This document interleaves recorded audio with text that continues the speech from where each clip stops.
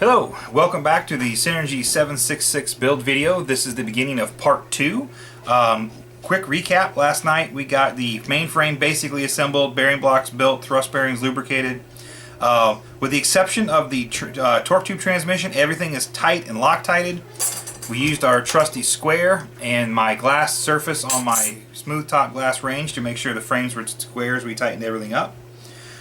Tonight we're going to continue to follow the manual. Next up is the anti-rotation bracket and a couple of frame spacers. These frame spacers there are two that go down here by the skid supports. There's one that goes up here with the servo area, bracing the top across here. We also have two that go over here with the ESC tray. We're not going to put those in just yet. Because I'm not ready to put the ESC on. I got to mount the motor and the motor mount and the pinion supports before we do that. So I'm going to cut the camera. This is pretty straightforward. All the holes, all of the bolts are already in the appropriate pieces of hardware.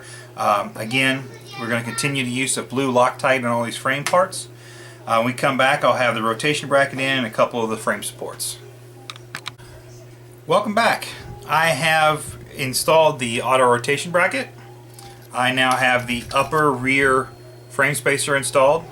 I went ahead and cut back in the camera a little earlier than I expected because I noticed on the instructions this next step also has me putting the skid brackets on. And I wanted to just explain real quick. Those are, again, much like a lot of the Synergy models. Let's go here on the bottom.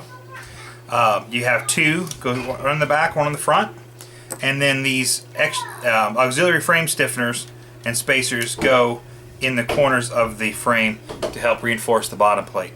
There is no actual bottom plate since the battery tray is up against the main shaft. So Matt added some extra supports through there just to keep everything rigid. I'm going to go ahead and cut the camera, put all four of these pieces on the bottom, and come back and show you what it looks like.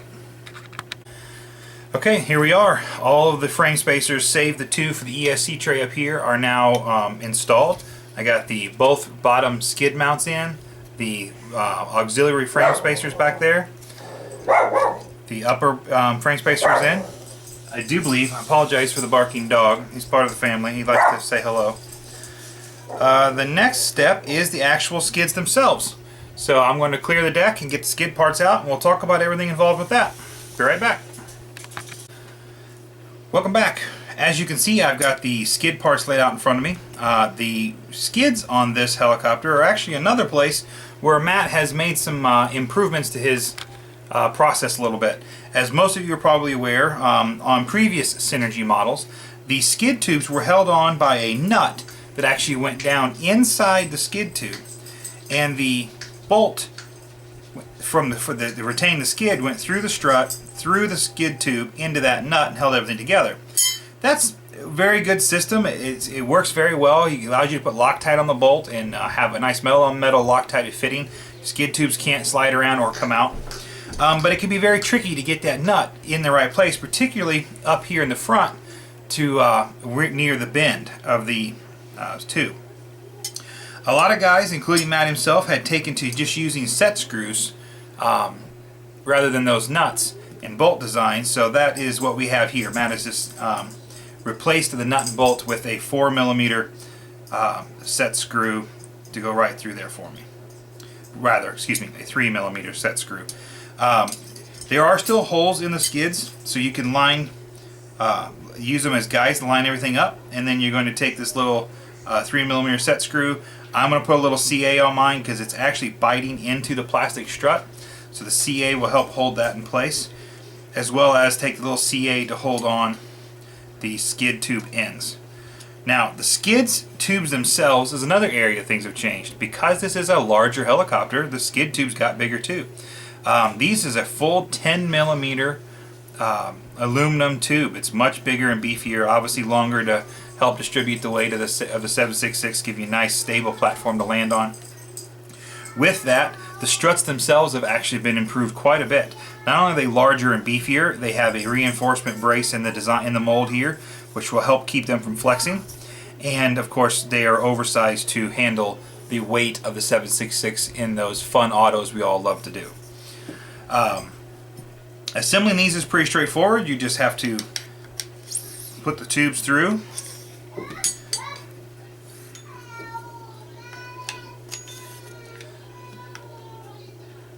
Nope. Figures on camera it'll take 2 or 3 tries. Get everything laid out, and if you use the holes that are in the skid tubes as a guide, that will help you get the distance of the struts worked out. So this takes a little bit of playing around and finagling. I'm not going to sit here and make you watch me trip over myself. We come back, I will have all 4 set screws in place and the skid tube nuts locked on, and I'll show you what it looks like complete.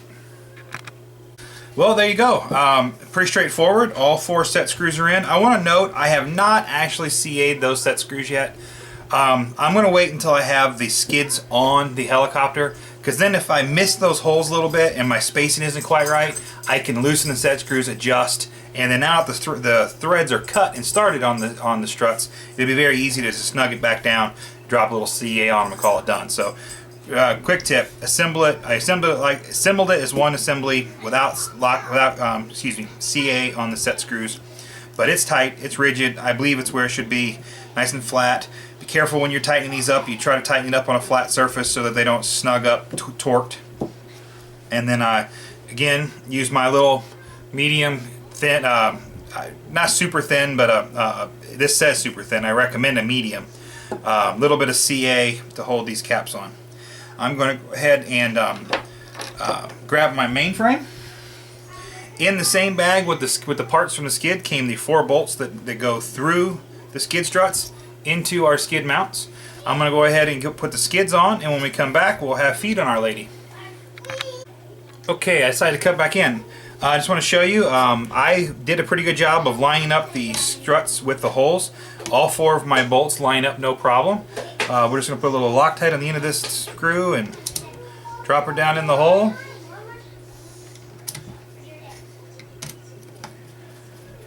And snug these up.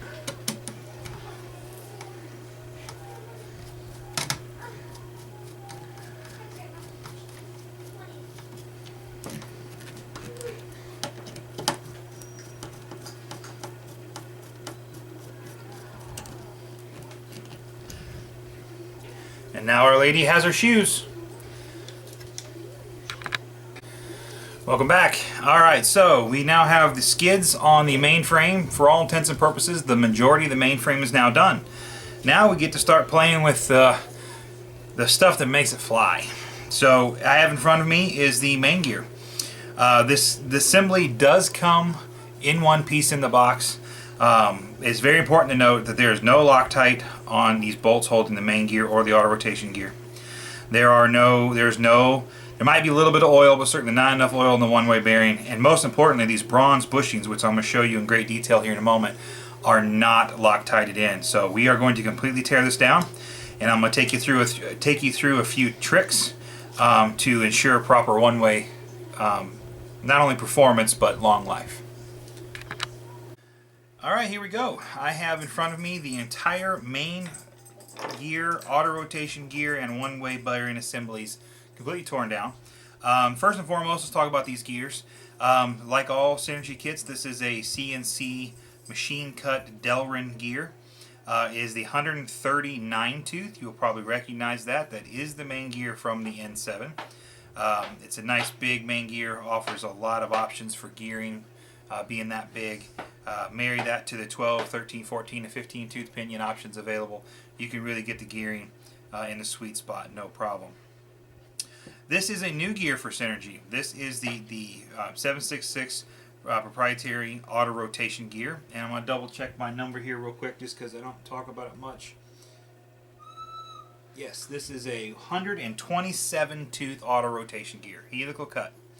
This gear is actually larger than the E5 gear. Give you some scale. E5 gear is 119 teeth. This one's 127. It's a lot of teeth. It's a beautiful gear, CNC cut. The hub for the spur gear is recesses in here, this nice machined area. There are 4 metric button screws holding this to this hub, and there are 6 metric cap screw button head screws that hold the one-way assembly to the main gear. Now, like all one-way bearings, this is a place where you're going to want to use a nice lightweight oil.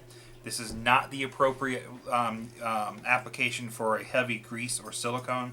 These little needle bearings do not have a lot of clearance in their cages, and you need something lightweight to help them lubricate. Silicone is just going to gum it up and hinder the performance of your one-way. Another item that is often missed with the Synergy kits, these brash bushings, these actually go on either side of the one-way bearing. These need to be Loctited in. This is another application if you've got medium, not wicking, but medium green. Green would not be a bad idea. I'm going to use red since I have the wicking green. I'd be hard pressed to keep that from wicking up into that needle bearing. So I'm going to just rub a little red Loctiter on the outside of this bushing and insert it into the assembly and make sure you get it completely flush. If those bushings are allowed to rotate in aluminum, they'll bind. They might even cock a little bit and create drag in the drivetrain. It will certainly prevent the one-way bearing from flowing properly. Before we Loctite those in, though, we need to take the one-way bearing insert and these brash bushings and inspect them for drag. If you can put this brash bushing on there and rotate it, if you can't get smooth movement of that, then you need to take some, again, this is a good application for our 1000 grit sandpaper and a little bit of light oil, and polish this bushing a little bit.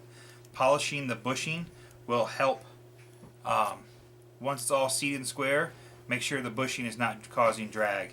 Doing its job, keeping everything square, but not causing drag. Both of my bushings feel pretty good. I'm probably still going to give it a couple of passes with the oily sandpaper just to be 100% sure. It's just a simple little trick. Take 5 minutes and it's just going to make your one-way bearing that much smoother.